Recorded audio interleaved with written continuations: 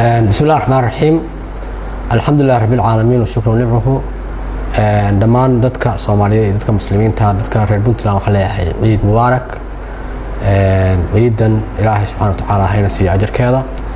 inta ka bacdi waxaan jeclahay inaan wax yar ka hadlo hadal ka soo yeeray nin oday xildhibaana oo ku hadlaya afka baarlamaanka guddiga difaaca Puntland Saadiq Afshir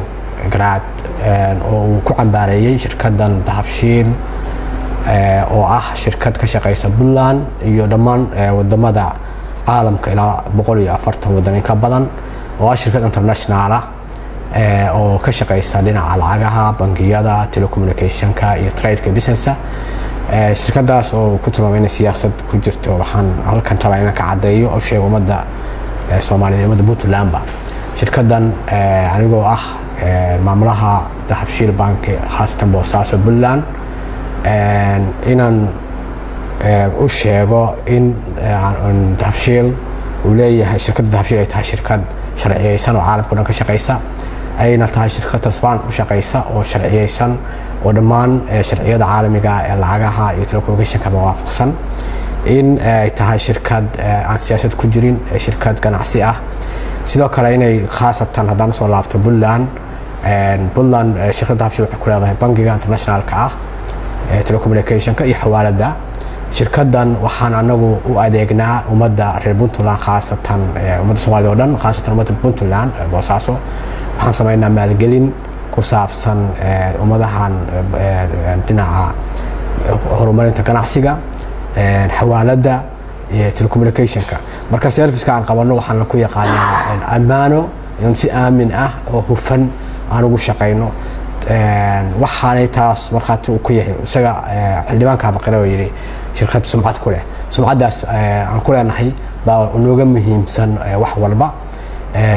mana siyaasadna anagu ma gallo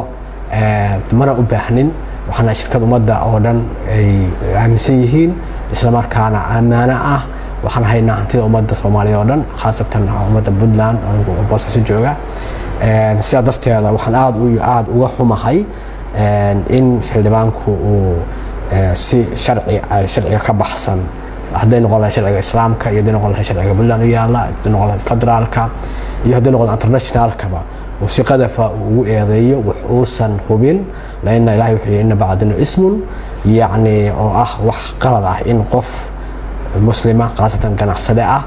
ganacsiga waxa loo yahay inuu ku saleysan yahay amaano iyo sumcad iyo wanaag inuu ku eedeeyo wax aan sal iyo raad balahayn inuu u hadlo sidii anu waxaan aaminsanahay xildhibaanku kuma hadlin af xildhibaan iyo si xildhibaan uma hadlin inuu hadlo si dagar magaranaysa aan ahayn sharciga waafaqsanayn oo jibinaya qodobo badan oo dastuuri ah sidaarteed waxaan leeyahay baarlamaanku waa ka xumahay inay bardiis ka bixiyaan arintaas way sababtoo ah waxay buriyeen shad dastuurka xeerka dastuurka taasoo ah marka aad dhigaysatid hadalkaas xildhibaanka waxay tilmaamaysaa kicin waxay tilmaamaysaa haybsooc waxay tilmaamaysaa dambiyo badan oo islaam iyo mid international labadaba ah sidaa darteed dowladda Puntland iyo baarlamaankaba waxaan ka codsanay in arrinta bardiisna ka bixiyaan ayna wixii waa sharciga waafaqsanna halkaas ay noqoto in talaabadeeda la qaado sababtoo ah kicin iyo aflagaado iyo hala dhaco hanti qof muslim ah iyo qof Soomaaliyeed iyo qof reer Puntland ah labadaba waxay ka hormaanaysaa shariicada islaamka sharciga Puntland iyo kan federaalka iyo kan wadanaha kulliba arrin ma aha annaga qabanaysa waa arrin aan aad dawladdu uga codsanay arrintaas ay tahay geedkii hadii baarlamaanku uu shaqeynayo waxay ahayd xildhibaanka saas yiri in impeachment lagu sameeyo oo laga qaado xasaanada laga qaado isla markaana sharci maxkamadda la keeno sababtoo ah waa mamnuuc iska dhaaf xildhibaan qofka caadiga ah in aniga maanta inta soo istaago meediyada aan ka dhaho qofkaas wixiisana hala dhaco halagu xadgudbo talaabaha laga qaado anigoo af dawladda ku hadlaya waxaan meenay sharciga way qaban lahayd oo dawladdu ay sharciga qaad lahayd sidaa darteed waxaan ka codsanaynaa baarlamaanka khaasatan gudoomiyaha baarlamaanka qaybta anshaxa in arrinta anshaxa anshixii dib loogu laabto iyo xeeroosaadkii dowlad goboleedka Puntland baarlamaanka dowladda anshaxa xeerka anshaxa ee Puntland lagu laabto sababtoo ah dee wax nin xildhibaan ay ku hadlo oo waliba mas'uul gudoomiye sheeganaya arrintaas ma aha arrin dulqaad dadka reer Puntland oo anagu aan u shaqeyno habeen iyo maalinba aan u shaqeynayno oo aan ammaanadeedii hayno in sidaas oo kaleeto qof xildhibaan oo metelaya inta uu difaaci lahaa inuu u kiciyo hab israac iyo hab magaranaysa aan ku haboonayn waxaan u maleynayaa waa arrin aan waafaqsanayn shariicada islaamka waafaqsanayn dastuurka waafaqsanayn xeerarka haddaad ugu soo laabto Puntland yani dahabshiil ahaan anaga macnaha ma isticmaalno siyaasad oo wax la ogyahay ma isticmaalno inaan ku xadgudubno ummadda waa sidoo kale waxa la ogyahay haddaan waxa sameeyno sumcadda aan ku leenahay deegaanada aan ka shaqeyno oo Soomaaliyeed oo dhan iyo xataa adduunka ay ma socoteen wax aan waxa wala arki lahaa waxaynu wax iska cadweeyay adduunka dhan ma ka rajaysan kareysanahay international baan nahay ma samayn karno waxyaabo ka soo horjeeda xuquuqul insaanka waxyaabo ka soo horjeeda siyaasad ma geli karno waxaan leenahay xeerar waxaan leenahay sharciyo waxaan leenahay kala damayn waa shirkad muddo badan u shaqeynaysay ummadda Soomaaliyeed oo dhan haddana u ka shaqeysa Afrika marka sidaa darteeda waxaan aad iyo aad uga xumahay in loo adeegsado arrin la siyaasadeeyo oo arrimo siyaasadeed loo adeegsado wax aan sal iyo raad lahayn ummadda Puntland ama ummadda Soomaaliyeed ama ummadaha adduunka oo dhan ganacsigu waa furan yahay waxa laga wada shaqeystaa Somaliland waxa laga shaqeystaa Puntland waxa laga shaqeystaa deegaanada ay galmudug waxa laga shaqeystaa Iraq Kismaayo Africa Europe America Asia ganacsiga adduunku xad ma leh xuduudna ma laha just waxa weeyaan waxa loo baahan yahay kaliya in sharciyada iyo xeerarka iyo daadafti adigana ay dawladda ka shaqeynaysa tahay mid difaacaysa xuquuqdaada mid difaacaysa maxalda ganacsigaaga mid difaacaysa xoolahaaga mid difaacaysa ma garanaysa geedkii anagana xuquuqda la ku leeyahay waxa weeyaan waan ka soo bixi karnaa marka darteeda dawladda Puntland oo ku hadlay afkeeda baarlamaanka waxaan aad iyo aad ugu celcelinayaa inay arrintaas loo barjees ka bixiso aysan ahayn arrin aan la qaban ay ahayd arrin xadgudub ah ay tahay arrin qadaf ah ay tahay arrin kicin ah ay tahay arrin ka fog wax la yiraahdo xaqiiqda marka waan ku celinayaa waxa kale oo sheegaya in anagu waxna wakiiladii Puntland u joogay محلها وكيلدي وجوجي تحفشيل شركة تحفشيل جروب مركا وحن آد وحنا هاي أنا أقول لهم إذا شركتها كلا كشقية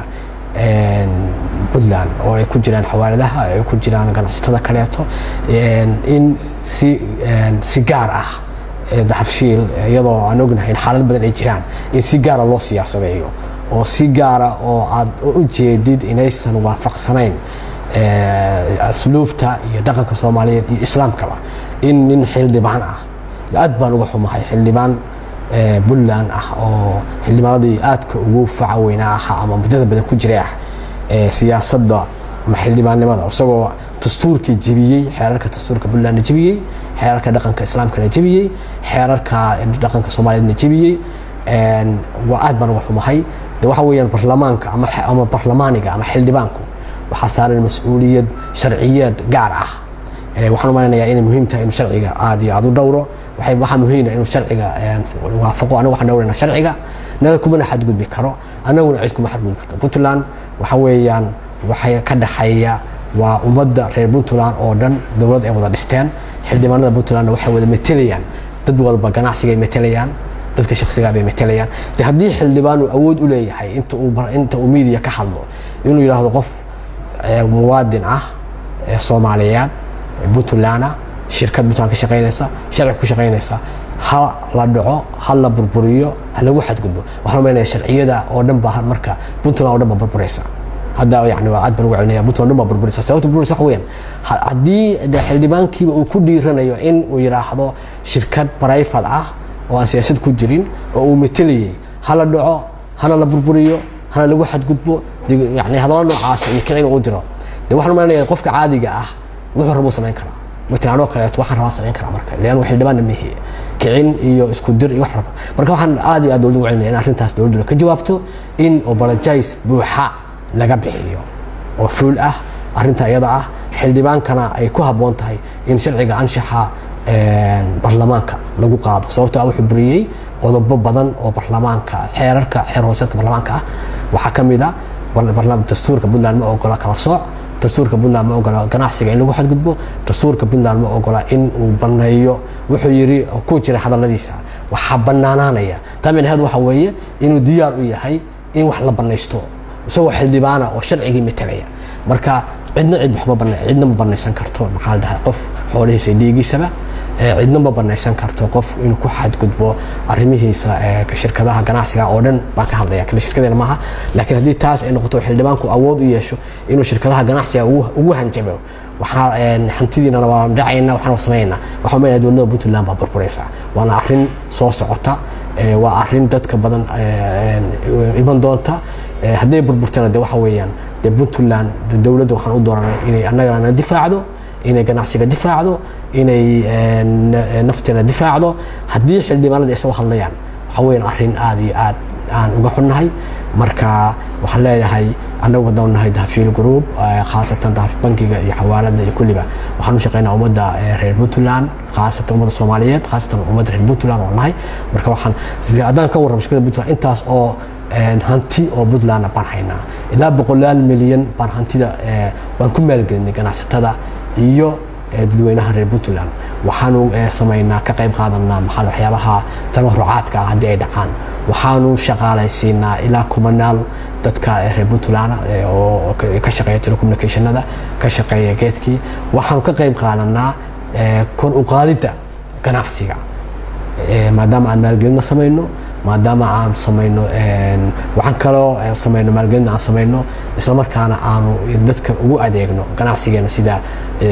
xawaalada lacagta xawaaladaha oo kaleeto marka waxa weeyaan